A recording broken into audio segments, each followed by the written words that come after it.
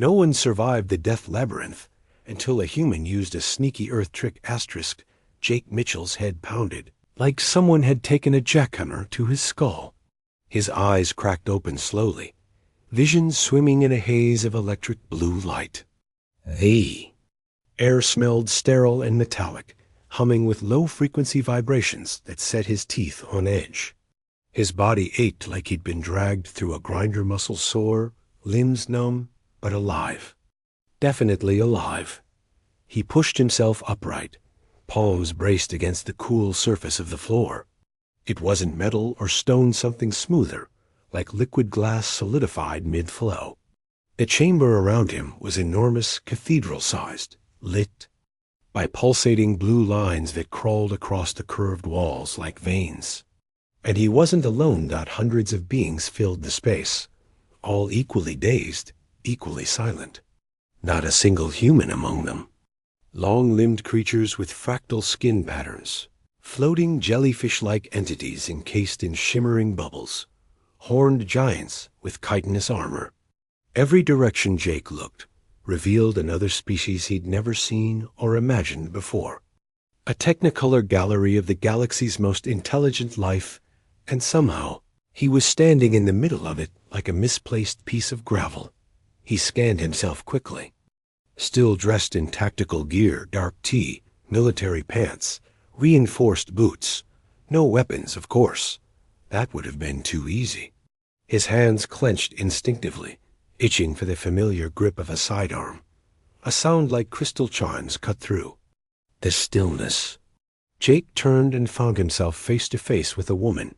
At least she resembled one.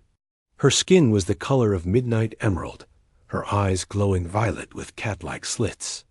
Silver-white hair was braided tight against her scalp, leading into a high ponytail that swayed with a predator's grace. She stood with arms crossed, studying him like a curious but unimpressed scholar. Finally awake. "Primitive," she said, her voice smooth as silk and twice as sharp. Jake blinked. "Excuse me? You don't even know where you are, do you?" Her accent was melodic, but edged with contempt. Figures. A human, lowest tier civilization, allowed in controlled space. Jake stood, towering a good few inches above her, but she didn't flinch. "Lady, I don't know who appointed you Queen of the Galactic Prom, but unless you're handing out a map and a coffee, back off." Typical. Brash and clueless, she muttered, more to herself than to him. The Watchers must be desperate. Before Jake could ask what the hell a Watcher was, a booming tone filled the chamber. The blue light intensified. In the center of the room, a tall skeletal figure shimmered into existence, projected. Not real, but so vivid it seemed to radiate. "Cold. Subjects," the voice said, smooth and hollow like wind through a crypt. "You are now part of the Labyrinth of Ascension.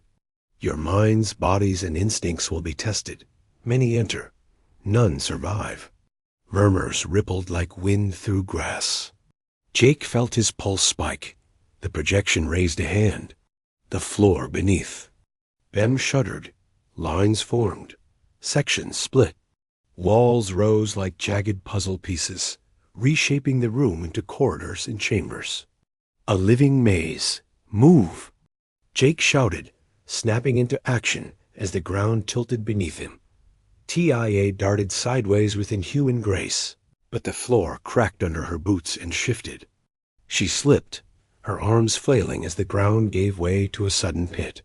Jake didn't hesitate. He lunged, grabbed her wrist, and hauled her up in one fluid motion, rolling just as a wall slammed down behind them. They landed hard, breathless, chest to chest.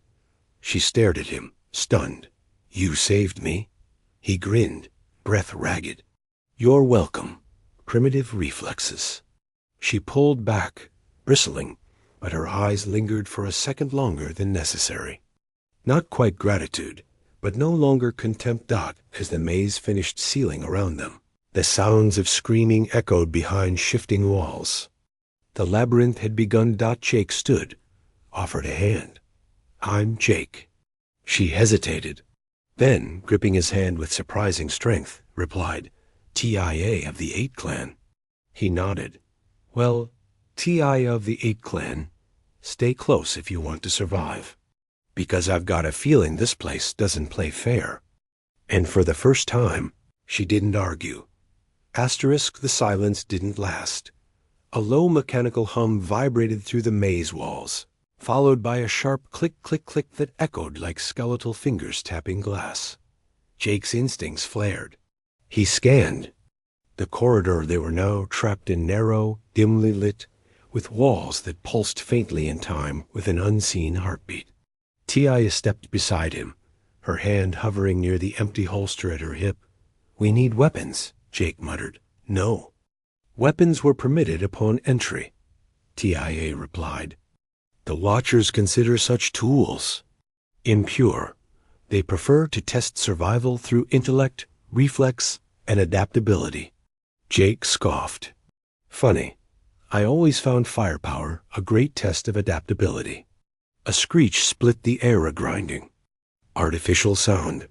From hidden recesses in the corridor, metallic spheres emerged, each one the size of a basketball, hovering, spinning slowly. Dozens of them. Jagged limbs unfolded from their shells, blades, saws, talons. One snapped open a circular saw and revved with an eager, hungry whine. What the hell are those? Jake asked, already stepping back. Seeker drones, TIS said grimly. They scan for motion, then they hunt. The lead drone jerked forward, targeting a slight shift in Jake's stance. It surged, blades spinning. Move! He barked, grabbing Taiye's arm and yanking her down an adjacent passage. The drone slammed into the wall where they'd stood, tearing a chunk from the surface. They ran, twisting through corridors that shifted even as they moved. Walls opened, floors tilted.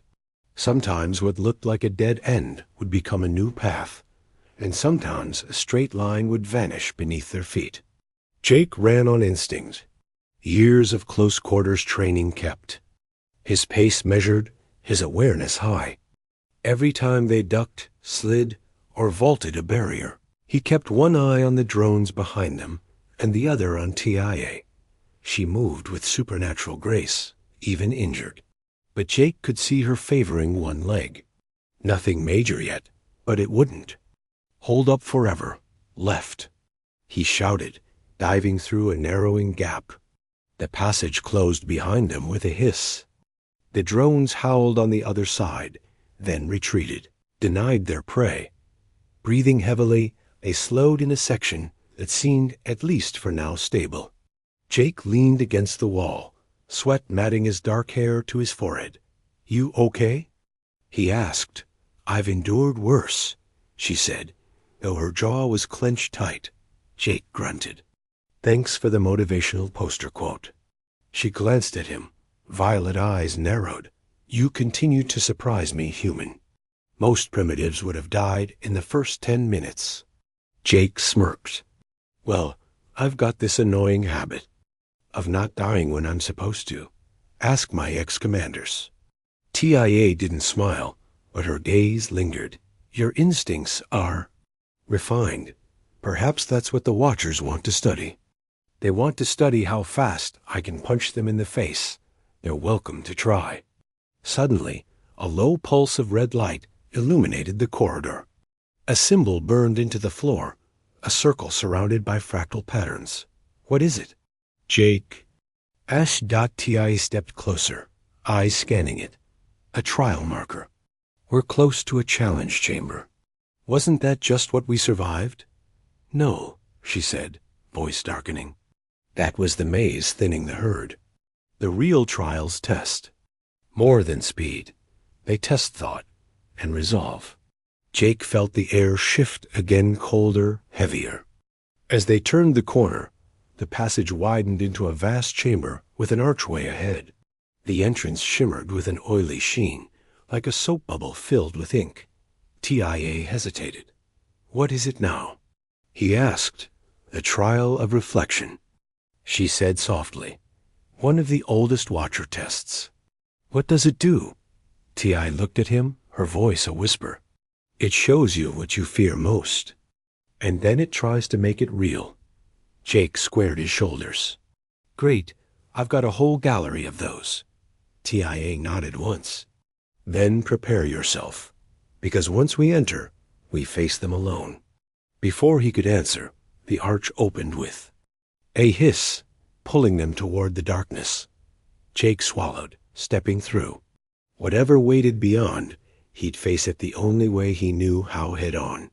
Because even in the heart of an alien death trap, one thing was becoming very clear. The Watchers didn't understand humanity, but they were about to learn. Asterisk. The moment Jake stepped through the archway, the world twisted. The cold snapped through his bones like a winter he couldn't brace against. He stumbled forward into darkness. The oily sheen of the passage ceiling shut behind him with a final, mocking hiss. Silence fell, a silence so complete it rang in his ears. The chamber was pitch black. No sound, no walls. No sense of up or down doubt then. Light, a faint, pulsing glow emerged in the distance, and from it, shapes began to form. Jake's heart slowed, then accelerated.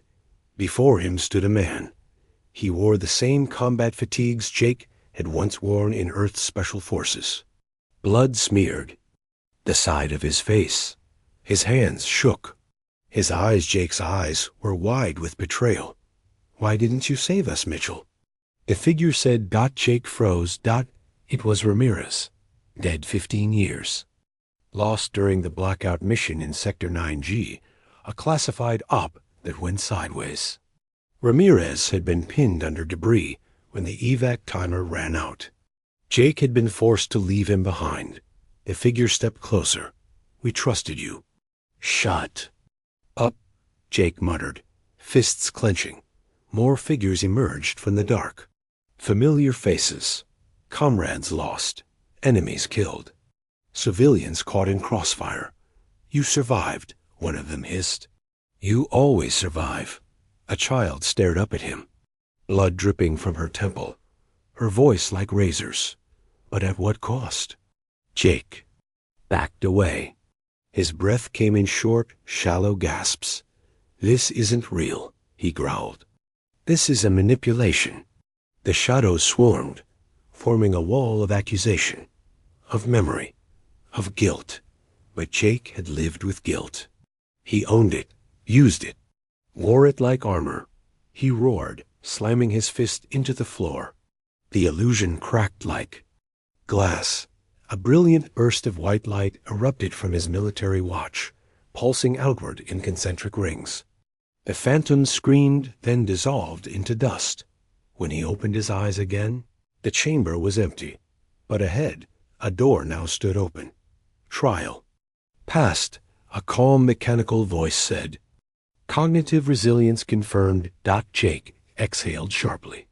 That all you got? As he stepped through the door, he found himself in a narrow passage lit by soft, golden light and face-to-face with TIA. She looked shaken. Sweat glistened on her brow.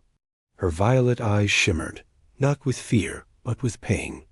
TIA, he said softly. She didn't speak at first. Then they showed me my people burning, my clan dead. I was alone, again. Jake stepped forward, gently touching her arm. She didn't pull away. They're trying to break us, he said. But you're still standing. So are you. A flicker passed between them. A wordless understanding. They had been measured, prodded, tested. And both had endured. Behind them, the arch sealed shut. Ahead, the passage split in two. A symbol glowed at the fork, an unfamiliar script Jake couldn't read. T.I. stepped forward. It's a trial division. The Dominion uses them. One path leads to the outer rings of the maze, the other, deeper into the core. Jake looked at both. And let me guess, no signposts? T.I. smirked faintly. Wouldn't be a death labyrinth if it were easy. Jake studied his watch. It had begun to flicker again, this time displaying 2 blinking dots. One pulsed steadily, the other irregularly. "Let's follow the one that ticks wrong," he said. TIA raised an eyebrow. "Why?" he grinned. "Because that's what they don't expect." As they chose the unsteady path, the maze seemed to hum around them, watching, listening. The watchers were aware, and they were changing the game. The corridor widened again, revealing a vast, echoing chamber filled with stone-like pillars and shifting blue lights. A sound rose in the distance, chanting. Alien voices. Dozens, maybe hundreds. Figures emerged from the shadows, tall, robed beings. At their head, a towering reptilian alien with bronze-scaled skin and eyes like polished obsidian. TIA froze. The Dominion. Jake instinctively stepped in front of her. "Friends of yours?" "They're survivors who formed a cult inside." "The Labyrinth," she said quietly. "They worship the Watchers and punish the rest." The bronze-scaled leader lifted a staff etched with Watcher glyphs and slammed it into the ground. The chant stopped. "The human," he hissed, stepping forward. Unexpected, Jake kept his voice calm. "We don't want trouble." "You already bring it," the alien said, stepping close, staring at Jake's watch. "You wear the mark. The signal. You are chosen." Murmurs rippled through the gathered aliens. Ti's hand found Jake's arm. She leaned close. "Let them believe it," she whispered. "It may keep us alive." Jake nodded slowly, then turned to face the Dominion. "Then let's not waste time," he said. "If I'm chosen, tell me how to reach the center." The leader bared jagged teeth in something like a grin. "Then you must face the rite of passage."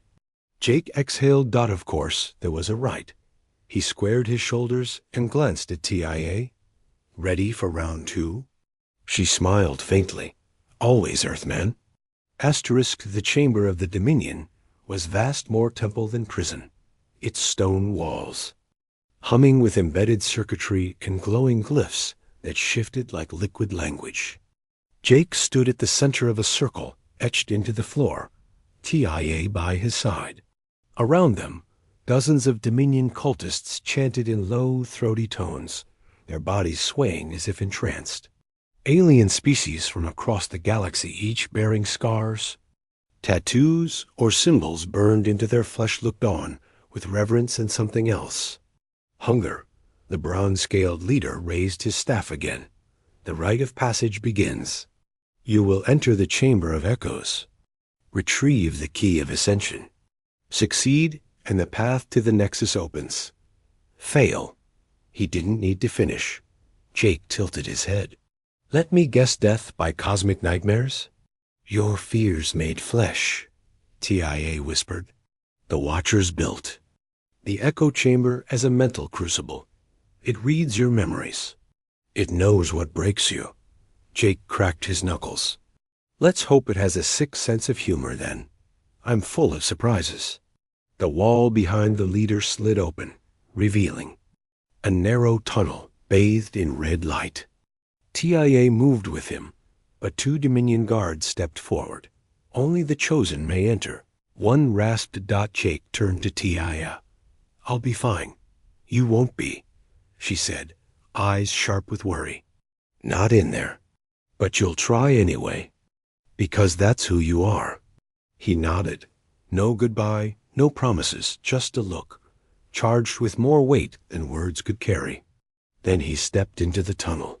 The air thickened with every step, not just with heat or pressure, but thought.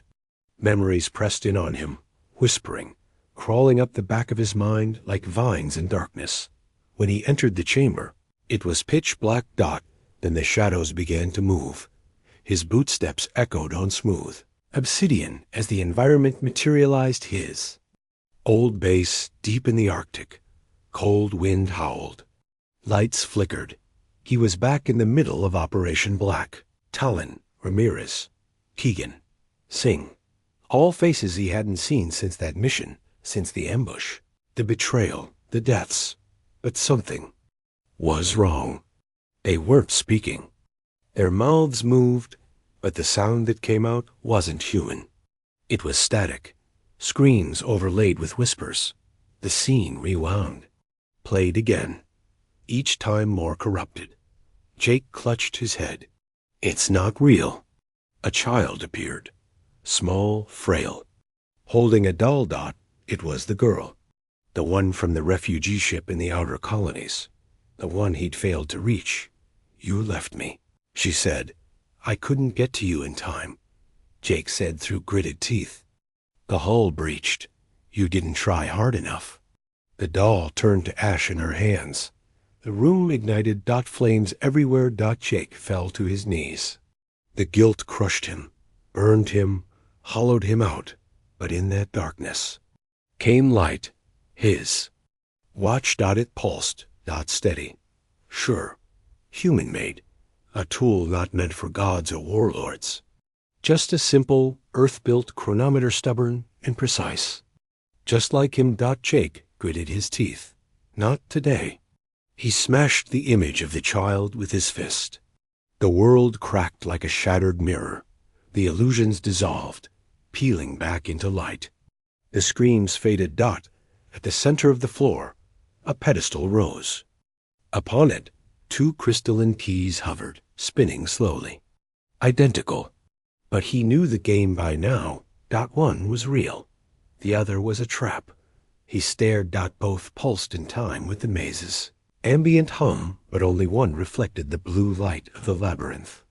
The other drank it in, absorbed it, swallowed it like a black hole. Jake reached for the one that shone. As his fingers closed around it, the chamber thrummed. The false key shattered into dust. The pedestal sank. A new passage opened. He emerged back into the Dominion's temple, holding the glowing key in one hand. Silence fell. Even the cultists looked stunned. TIA rushed to him, her eyes flicking from his face to the key, then back again. You did it, she breathed. Jake's grin was tired. Just another sneaky earth trick. The bronze-scaled leader dropped to one knee, the others following. The path is open, he said. You are the chosen. Jake didn't care about titles. All he wanted was to reach the center and get them both the hell out of this shifting nightmare. Later, back in a quieter chamber, TIA dressed a shallow wound on Jake's arm while he studied the map projected by his watch. The key pulsed in sync with it now, unlocking previously hidden sections of the labyrinth. You shouldn't have survived the echo chamber, she said softly, hands lingering on his skin. He looked at her. But I did. She met his gaze. That terrifies me more than anything I saw in there. Why? Because it means the Watchers were right to fear humans. Jake took her hand. Then let's give them a reason to keep fearing. They rested side by side that night, shoulders touching as the walls shifted around them, still watching, still waiting. But the maze was different now, and so were they. Asterisk. The corridors of the labyrinth had grown quieter, but Jake didn't trust it. Quiet meant thinking, and thinking meant traps. The key pulsed in his palm like a heartbeat, bright, insistent. With every step, the glow intensified, as if it were, calling to something deeper, older, buried within the bones of this living structure. His watch flickered beside it, displaying more of the maze now than ever before. Rooms, tunnels, even signatures of other survivors still wandering aimlessly. TIA walked beside him, limping only slightly, her stride steady despite the long hours of traversal. The Nexus, she murmured, glancing at the shifting map. If the legends are true, it should lie just ahead. Jake adjusted the straps of his gear, gaze locked on the corridor stretching before them. You said the Nexus was a gateway? T.I. nodded. A point where all paths converge. According to the old texts, the Watchers observe us not just through space but time. Dimension, possibility. The Nexus is where they see us, and sometimes interfere. Jake considered that as they passed under a low archway pulsing with violet light. So we're about to step into the center of an interdimensional microscope? Or a mirror, TIA said. One that reflects what we could be, and what they fear we might become. The corridor opened into a vast chamber, unlike anything they'd seen so far. A ceiling arched high above them, appearing not as stone or metal, but as a dome of swirling stars, galaxies rotating like clockwork. Beneath their feet, the floor shimmered with translucent panels, each one displaying different realities, some beautiful, others apocalyptic. In the center stood a raised platform surrounded by a ring of consoles, their surfaces glowing with alien symbols. Jake's jaw tightened. We're in their core. TIA moved slowly, reverently. Few have ever stood here. Fewer still walked away. A soft chime echoed across the room. Then the lights turned red. A mechanical voice, female, emotionless, filled the chamber. Unauthorized. Presence detected. Security protocols engaged. Jake tensed. Of course. The walls split open with a hiss, and his sentinels emerged. Humanoid, silver-skinned, taller than either of them. They moved like liquid metal, eyes glowing white. Unlike the seeker drones, these weren't hunters. They were guards. Executions with legs, the lead sentinel stepped forward. Human specimen, anomaly, priority containment authorized. Contain. This, Jake snapped, already moving. He shoved TIA behind one of the consoles as energy nets flew across the chamber. She yelped in pain, caught across the shoulder. Jake ducked under the blast, then tackled the nearest sentinel, slamming the glowing key into its chest. The result was instant. The sentinel convulsed, overloaded by the key's power, and collapsed in a heap of sparking limbs. But three more surged forward. TIA. Jake called, sprinting toward her as she struggled against the webbing. You have to get free. Her violet eyes locked on his. Forget me. Use the key, get to the Nexus. Jake hesitated only a second. Then the floor beneath TIA opened. She was dragged down by a hidden mechanism, vanishing with a scream into a sealed chamber below. No! He roared. The sentinels surrounded him, but before they could close in, Jake's watch emitted a long, piercing tone, one that made the sentinels falter, their heads tilted, scanning the signal. Jake didn't hesitate. He dove for the central console and slammed both the key and his watch onto the interface. For a breathless second, nothing happened. Then the room exploded with light. The starry dome rotated, symbols spinning like wheels within wheels. The consoles lit up with schematics, maps of the labyrinth, images of prisoners, system overlays. Jake moved fast, hands flying across the hybrid interface. He navigated through menus using a strange mix of instinct and military-grade tech training. The watch, for all its simplicity, responded like it was meant to connect, like it had always belonged here. Prison cells opened, traps deactivated. Dozens, hundreds of prisoners began moving toward exits that hadn't existed minutes ago. And there, Tia's signal. She was alive. He located her chamber and triggered the release dot at the same time. The floor beneath the platform cracked open, revealing a vortex of swirling light. The Nexus, a corridor of raw energy leading to anywhere and possibly everywhere. Jake stood in awe, but he didn't step forward. Not yet. The panel behind him slid open. TIA stood there, breathless, bloodied, but standing. You did it, she whispered. Jake turned, heart hammering. We did it, together. She stepped closer, her hand finding his. The key, still glowing, now pulsed in sync with both their heartbeats. The portal's open, he said. I think we can go anywhere. Her fingers tightened. Then let's go somewhere new, somewhere safe. They stepped forward together into the light. As they crossed the threshold, reality twisted again, but this time not in terror. It felt like falling into something warm, something welcoming. Then they emerged. Sky was lavender.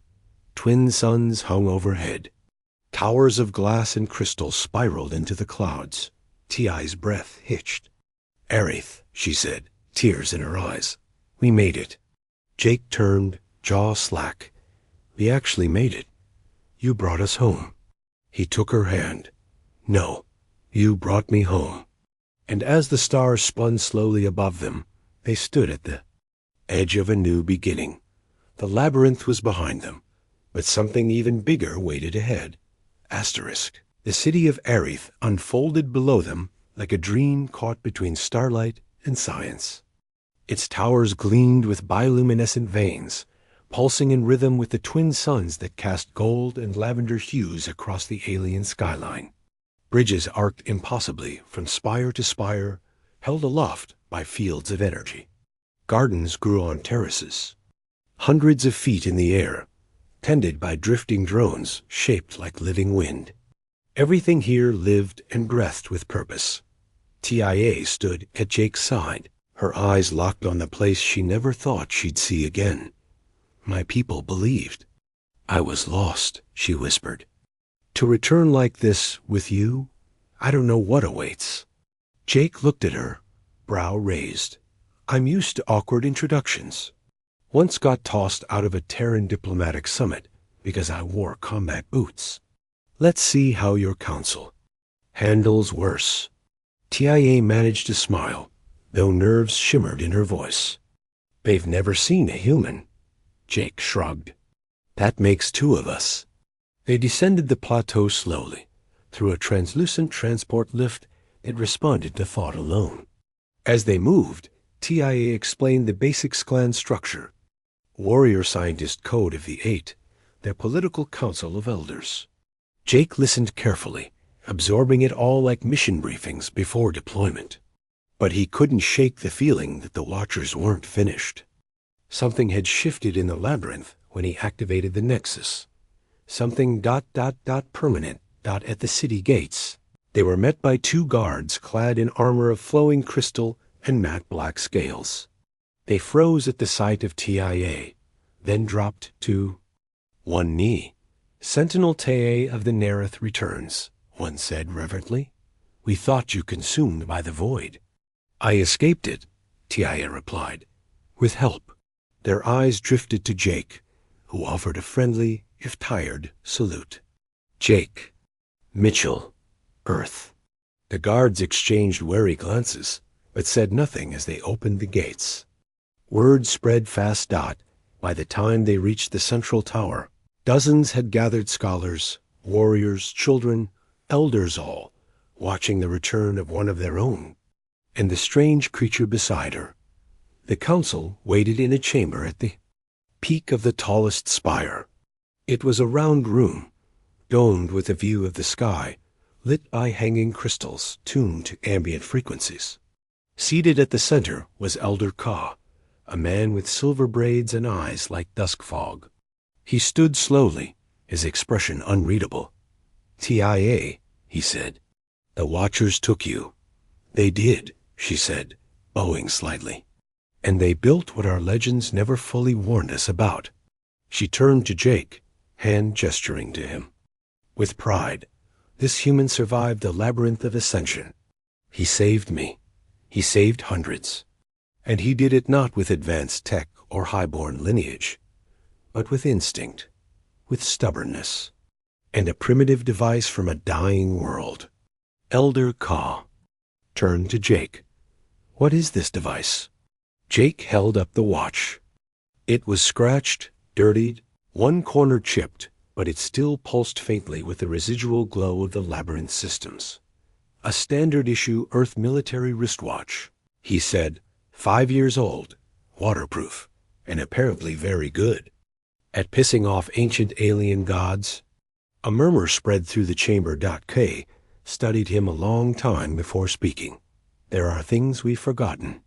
Lessons buried beneath progress. Perhaps in your simplicity lies wisdom we lost." He turned to the other elders. "I propose sanctuary for this human. and a position as liaison to his people should contact be established. Jake blinked. You mean you're letting me stay? Ka tilted his head. Would you return to Earth now, after what you've seen? Jake glanced at TIA.